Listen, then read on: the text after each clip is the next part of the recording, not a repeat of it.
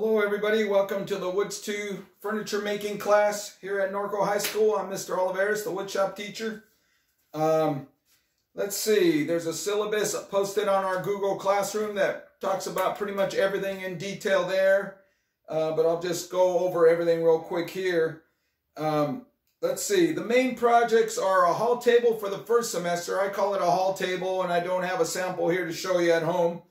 But I call it a hall table. It's kind of a compact type table, maybe about this tall and this wide, and has a shelf underneath too besides the top. And that would be our project for the first semester. And you know, both these projects, one for the first semester, one for the second semester, but they're made out of nice solid hardwoods. Oak, cherry, walnut, really nice woods. So that would be the first semester, the hall table project. And then the second semester is a nightstand project. And that's sort of built like a cabinet in a way. I still call it a piece of furniture. It's a nightstand, meant to be a nightstand right next to the bed there. Fairly compact. Once again, nice solid woods, cherry, oak, walnut. The students choose what type of wood they want to use. That would be for the second semester. And that also has like a shelf and then another section down below. So hall table for the first semester, nightstand for the second semester. We're still working on lots of measuring in the class, how to read a ruler and all of that, like we did in Woods 1, but we don't stress it as much. I mean, we use it, we talk about it, but the main focus for this class for the whole year is something called board footage. You know, calculating how much wood it takes to make your project. And a board foot is a piece of wood 12 inches by 12 inches by an inch thick. So part of this class is calculating the materials for a project, how to build it. And then we fill out a bill of materials and add up all our materials to get a total cost to build that project if they were going to maybe build it at home or somewhere else, or they were a contractor. It's called a bill of materials. But board footage, and there's a board footage formula: length times width times thickness times number of pieces divided by 144 inches, and that'll give you the number of board feet in that piece of wood. So we work on that a lot, board footage. They're going to keep a notebook again, just like we did in Woods 1, of all their papers. Okay, and at the quarter, we'll turn it in for a big grade worth a lot of points. And it'll be a digital file at the quarter. I'll make a file, an assignment in the Google Classroom, and they'll upload all their papers into that file.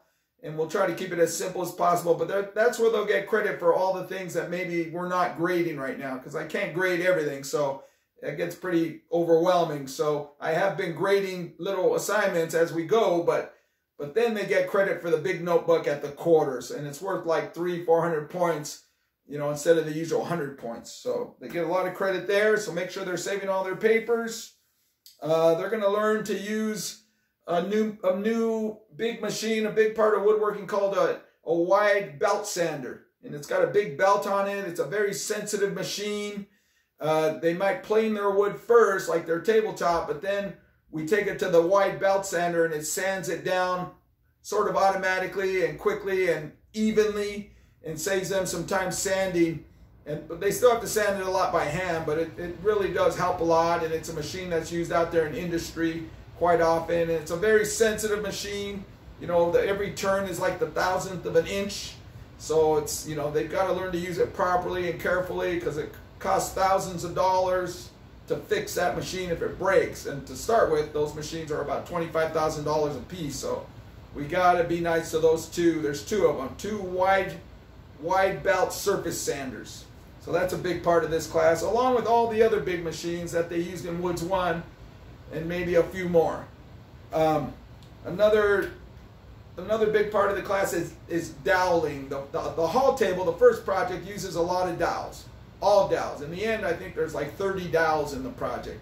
Little round pieces of wood to hold the joints together with glue and clamps. But lots of doweling, and they learn to use something called a doweling jig. It's not too difficult to do, but that's part of the furniture making, dowels. It's pretty basic furniture making. So a lot of doweling for that project. And there's a doweling jig and an electric drill in the drill bit, and it stops at a certain depth. But lots of doweling for that. On the second project, the nightstand, it'll be doweling, but also something called pocket holes, which utilize a lot of screws drilled in at an angle. It's called a pocket hole. It's a very popular form of woodworking right now, joinery. and they use it a lot in cabinet making. But we're going to use those pocket holes in the nightstand. Some dowels in the nightstand, maybe for the top of the nightstand, but the face frame, there's a face frame and 2 panels for the nightstand that's, you know, constructed with like a frame, and that'll be utilizing pocket holes. And we have a pocket hole drilling machine called a Castle pocket hole drilling machine. It does it automatically. And there's also a clamping table, a Castle clamping table for clamping up the face frame for the nightstand. It just clamps everything up and holds it together while they screw in the screws. So those are a couple more new big machines for the year, along with everything else. Let's see. Measuring, we talked about that. Safety, you know, the usual, like in Woods 1, there's a general safety test that they take. They got to get a B or better on that to take it. If they get less than that, they have to retake the test. A B or better to be allowed to work in the wood shop. Lots of push sticks, you know, keep their fingers away from the blades. They use push sticks to push the wood through. And the push sticks are about that long or so, for example, and that keeps their hands away from the blades. That's a big part of the safety in here. There are guards covering most of the blades, almost on every machine. There might be the exception of one, maybe, that I can think of, that doesn't have a guard because we just can't use that there. But there's a guard almost on every machine covering the blade. That's a big part of the safety. You get a helper whenever possible to help you hold the wood coming out of the machine or on the other end. That's a big part of the safety. The safety test, I'm there monitoring the whole time. They have to wear safety glasses. As soon as we go into the shop to work, safety glasses on, and you leave them on the whole time. And it's always a battle for me with some students. They just need to get used to that. They got to put the glasses on right away and leave them on the whole time that they're working in the shop. If they just sit down at the bench to sand their wood, they still have to wear the glasses. They're doing a sketch at the bench, they still have to wear their glasses. Because you never know when something's going to go flying in that shop. There's a lot of students in there. In this class, there's about 25 students. You know, lots of students, lots of machines. There's a higher chance for things going flying. So they got to wear the glasses. Please talk to your student about that. Let's see. Yes, the notebook. That's real important. Save all your papers for that notebook. Worth a lot of points at the quarter. And let's see, during Zoom learning or remote learning, right now we're doing a lot of drawings. The drawings work well through Zoom. I use a whiteboard on the Zoom. There's a lot of worksheets, there's measuring worksheets, there's board footage worksheets, YouTube videos that we've been watching, and they take notes on those and turn them in for a grade. I try to, like at least twice a week, try to demonstrate some tools either out in my garage or at the shop. Make it interesting and fun, demonstrate different machines and tools that they can maybe even be using at home. You know, something related to woodworking to make it fun and exciting. So I try to do at least 2 demos a week, hopefully. Not always, but using the tools and machines. Let's see, what else?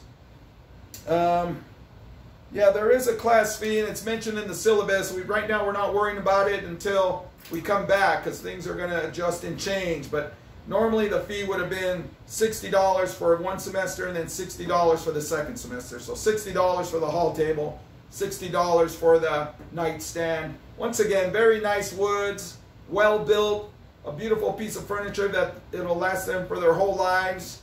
If the fee's a problem at the time, you know, when the time comes, we'll talk about it. But, you know, you can always email me if there's any issues. And to allow for, you know, situations, sometimes students team up, you know, and they both build one project and one kid takes it home. Or sometimes students bring half the fee and then bring the other half later. Okay, so half to get started. But we can work all that out later. Anyhow, the Woods 2 furniture class, and that's part of our pathway. Woods 1, basic woodworking, Woods 2 furniture for the whole year, and then Woods 3 is cabinet making for the whole year, and there is a Woods 4, and that's when they can really kind of make whatever they want as a capstone project for their whole woodworking instruction at Norco High. So not too many students make it to Woods 4 because it's pretty tough. But there at Woods 4, they can pretty much build a big project of their choice. So anyhow, nice meeting you all. Thanks for coming. You can always email me at the school or call the school, and I'll get back to you. Thank you very much. Bye-bye.